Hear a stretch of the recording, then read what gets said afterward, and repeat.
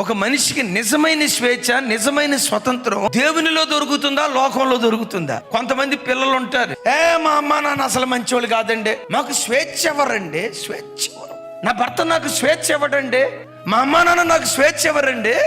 స్వేచ్ఛ లేని జీవితం ఇది ఎందుకండి? నాకు స్వేచ్ఛ కావాలి. ఏంటి స్వేచ్ఛ? బయటికి వెళ్ళి గంజాయి తాగటం. ఏంటి స్వేచ్ఛ? స్మోకింగ్ చేయటం. ఏంటి స్వేచ్ఛ? డ్రింకింగ్ చేయటం.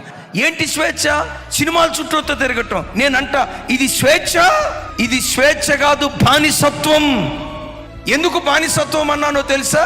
త్రాగేవాడు త్రాగుతూనే ఏమనుకుంటాడు తెలుసా? ఛీ, నేను తాగకూడదు, ఛీ, నేను తాగకూడదు అంటూ వాడు తాగాడంటే వాడు స్వేచ్ఛాజీవే బానిస. అద్భుతం తెలుసా? అదుల్లాము గుహగా పిలువబడుతున్న యేసు క్రీస్తుతో నువ్వు సహవాసం చేస్తే స్వేచ్ఛాజీవిగా బ్రతకటానికి దేవుడు కృప చూపిస్తాడు.